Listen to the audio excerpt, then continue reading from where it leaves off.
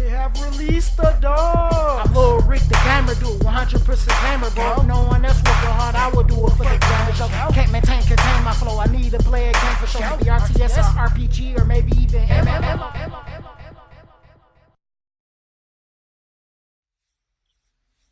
Howdy, we are back at it again for another video here with Lucid Adventure Idle RPG. And make sure you hit that like and subscribe button because I post content consistently, people. And I'm sure you will want that content getting to you as soon as possible. And today, we are going to talk about the party menu, our managed party down here, because there's a lot going on over here, some of which I still don't know, and we'll talk about that too.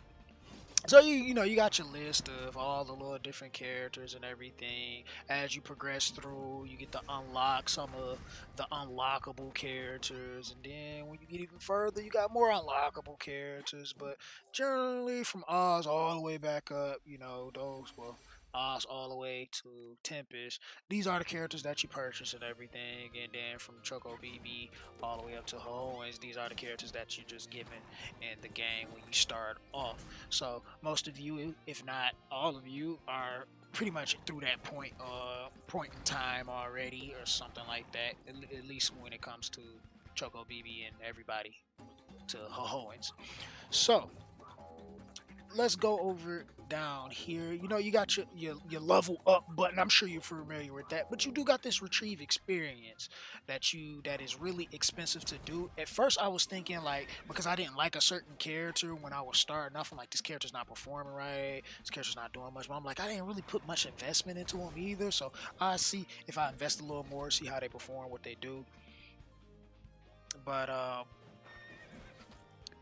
then I came to think, like, after I did progress a little more and get a better understanding of the game, like, retrieving experience is really not a good thing to do unless you really just want to pump a lot into just one character to get them like super strong or something like that. But the reason behind not retrieving it is because each character, well, not each character, but most of the characters have something in their ability list that usually is highlighted in blue, and then it will say team.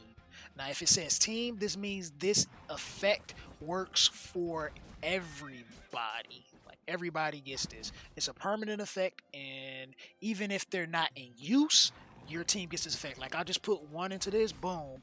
My team just got that extra boost to their HP. Even though Dark is not in my party, my whole team still gets this boost. So that's something that you want to think about when powering up your characters, things of that nature.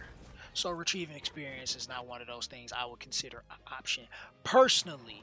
And you got to be like team level 20, which we're at 27 here. Blow it up some more, 27. That's our team level. If you don't know how to level up your team level, it's pretty much just go through the floors, progress. Once you hit the return key, boom, you get experience, your team level goes up, go back into battle, you're good to go. So that's how your team level and all of that stuff work. So everything else is pretty straightforward. Then I guess you got this thing that says unable to participate, but I can dismiss a character, and if I dismiss them from the party, then I can put them in. They would start back at +1, so they would have to level all the way up. We don't necessarily need to do that. I'm sure you guys can get that. Pretty self-explanatory. Alright, so now let's go on to like the top portion here. Now you got some few different like currency type things. This red and this blue thing is more of a late to end game portion once you really far progress, because when you go all the way down to the bottom here, hopefully he has some stuff. He should. All right, here we go. See, things start costing that extra little experience thing, so that's like real late on. Like, you got to be level 40 level 41 just to get to that. We're nowhere near that, so that is not even important right now. But that's what those are for once you get to that point, and we'll talk about that stuff in a video once we get down to the nitty gritty and get strong and stuff. Then you got your experience and everything. So if you're not familiar by now with the way the number system work in here, after every 100 they change the letter. So 100, then you have A up to 100A, then that will be like your 1,000. Then B up to 100B, your 100,000. C up to 100C, your 100 million, so forth and so on. It keeps it simple for us. I feel so sorry for come to us having to code this. Like just listen to what I've said and think about the letter M. Exactly. Wow, they had to code all of that stuff. It's simple for us to see on here, but it definitely wasn't simple for them putting it all together. But they got some of the best in the business doing the job. So shout out to Come to Us for doing a great job and putting this together for us.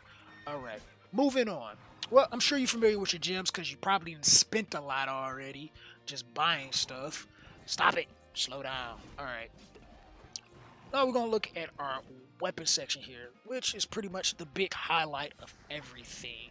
Now you have a few things, you got your different rarities. I'm sure we all familiar with this by now, unless this is your first gotcha game or hero collector or anything of that under the sun where you got gear that you got the power up, but your common, uncommon, rare, epic or heroic, and legendary stuff, and then these special ones down here that I know nothing of currently because I haven't seen that stuff in the game. I don't even know if it is in the game yet, because I haven't seen anything indicating or showing the yellow stuff. So that might be something that they be putting in later on that they probably making room for some stuff they might be thinking about. I don't know. So maybe later down the line. So as you get like the weapon pieces and stuff, you able to level them up. Like once you get it, you got the weapon or whatever. But it's like once you get more of them, you need like more pieces to level them up. And there's two things you can do with the weapons. You can donate them to your guild, which can help you and your guild get more weapons, possibly higher tier weapons, to be able to upgrade and everything. And since everybody gets it, it's kind of beneficial, which is a good thing. But I'm still kind of like, I'm not sure if I even recommend doing that. Like when you're starting the game off in your early game, I think you'll be better off getting the experience by just powering them up for yourself.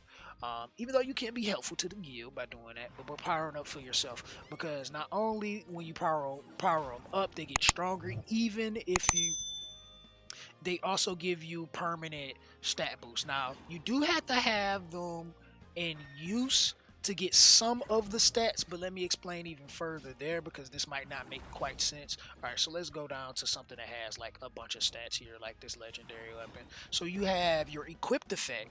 This is the stats that you get for it being equipped. Like, long as you have this weapon equipped to the unit, you get these stats. They're active. Then and that goes, and I'm pretty sure that goes for even if they're not in the party. So if you have something that has a team effect and they're not in the party, you should get that effect for the characters that's in the party. Don't quote me on that.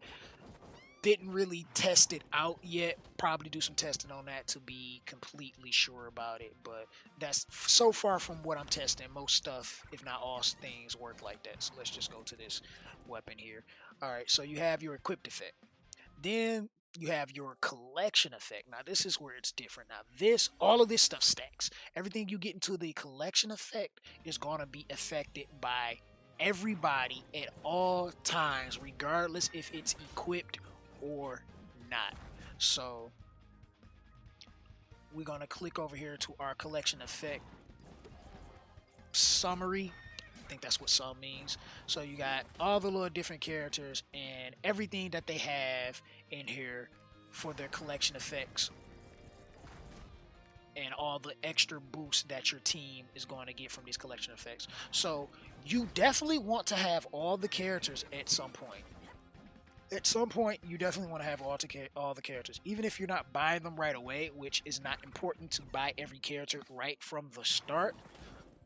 But as you start progressing, you definitely should start investing in buying out the character roster because you're going to be pulling weapons, but you won't get any of the effects of the weapons until you have the character themselves. So once you get the character and start powering up the weapons on for the character, you see we just got those extra stats. Then you get those extra bonus stats. So those collection effects are going to be insane for your team. So it's like definitely want that. Definitely want as much as that as you can get. Now, some of the weapons you can buy with your arena currency to power them up. Now, I don't quite recommend doing that right away or anything like that, and because even though a weapon might be good, not every weapon you kind of want to do it to, especially early on. Early on, there are a few. Where's a good example? There are a few weapons that you will want to pump a lot of stuff into um, for the extra bonus. Like let's get some of that now. Like this one, for example, the Hohen's Gold acquisition and the character power up cost down and Hohen's power up cost down. Those are like really important stats that you would need for your team. Do I have? What I'm doing here is I'm making sure while we're in battle that I get the most out of Hohen's as possible. So I'm putting everything into my gold acquisition, which I'm looking for gold acquisition cost down. I can't really find a good example of that at the moment. It'd be nice if I did have a good example. Oh, here's one. And I don't know why I don't have the right. Probably because, okay, quit that. Save that. Alright. So, yeah, Hohen's gold acquisition time down. Now this is going to get us an 8 second reduction, and by giving us that reduction, that means we get our gold faster. Now this is the most important stat that you will have in the game, the most important stat available, and because it's going to help you progress tremendously. Because the more powered up Hohen's is, the more powered up your team is going to be. And you're going to cap at what Hohen's can provide for you in battle. So you always want to look for stuff like this. But this have to be equipped for it to be in effect, because it's an equipped effect. Now, if it was on the collection effect, like how some of the other weapons are, who has a good example? Because we had some. All right, here we go. Hohen's gold acquisition time down 8 seconds here. So. And we can power this up. So let's go back and let's take a look. So we're at 58 seconds now. And if we go back to this weapon, it gives us to 12 seconds. So that'd be a 4-second reduction by us powering it up. All right. So we go back, wait for it to load up. All right, that was 50. It was 50. Was it 54 originally? I think, yeah, it was 54 originally. So I might be mistaken here. But that's still going to help us out for our collection effect. It still should have been provided. If I was looking at it wrong, it might have been 58, and I didn't see that right. I probably have to look back and be like, yo, you kind of lost your mind there. I could always just click on it, equipped, and see if it makes a change there.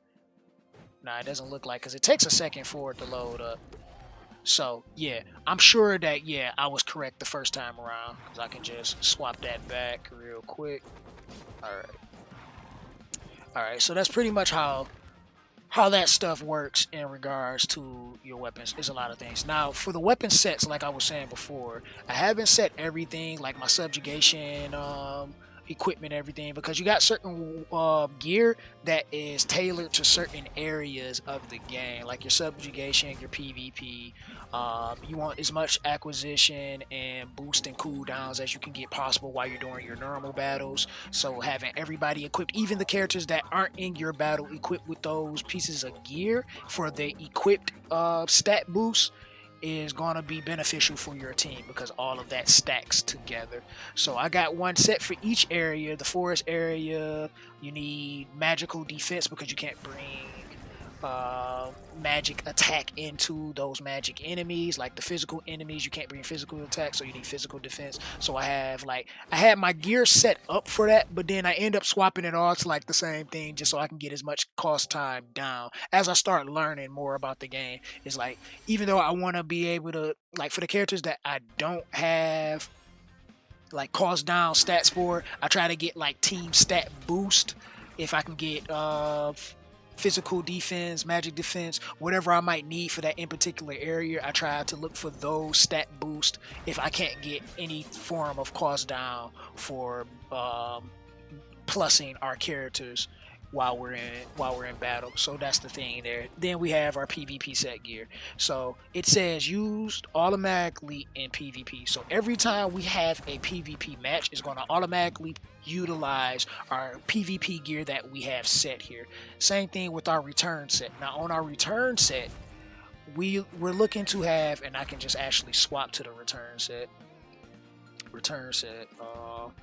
Use. Now on our return set, we're looking to have as much experience as we can get possible on return.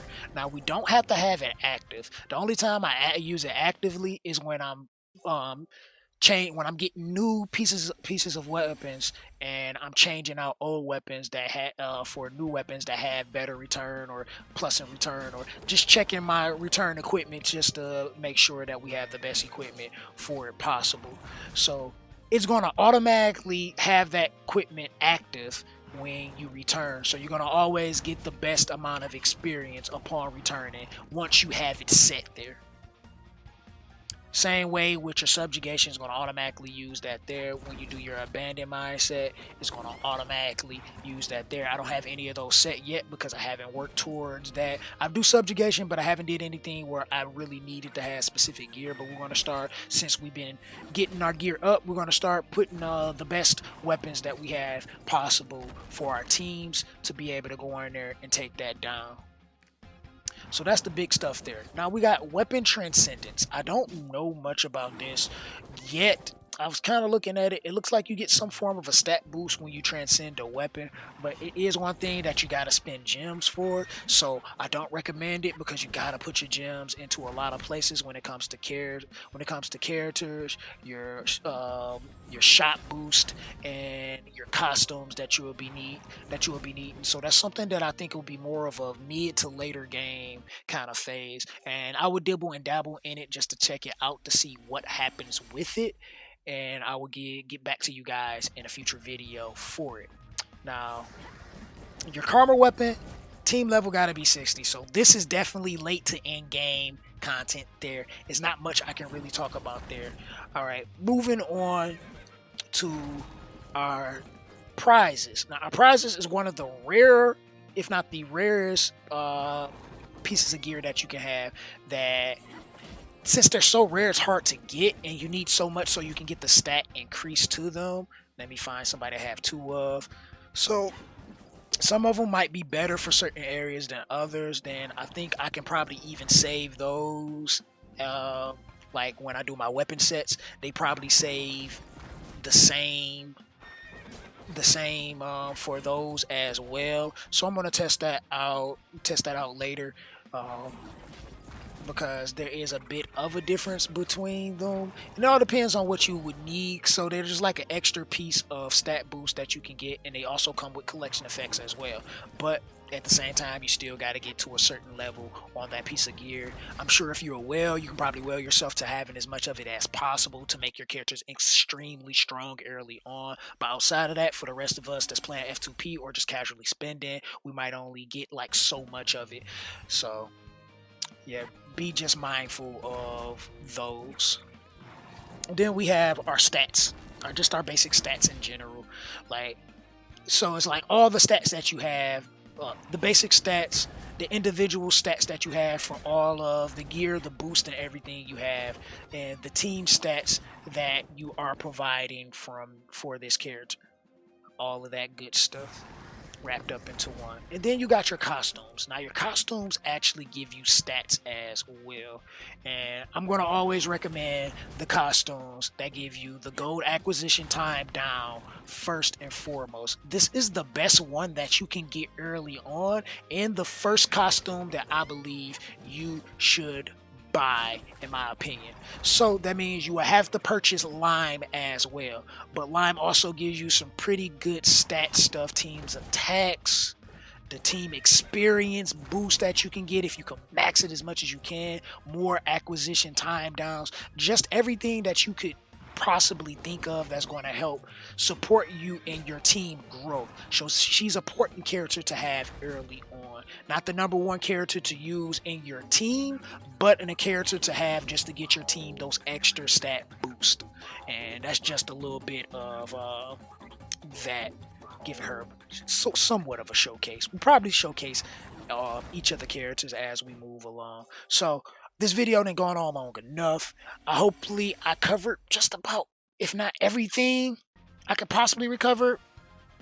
We still got, oh yeah, the different currencies here. I kind of guess I showed you like some of the leveling up and stuff, but we're not going to go any more into that. We can talk about that later time or whatever. But if you did, make sure you smash that like button. If you didn't like the video, there is a button for that also. Make sure you subscribe and turn those post notifications on so you can be out here seeing this content as I provide it. Yeah. And this is your host, GamerDude2088, signing out. I'll see you in the next one. Deuces.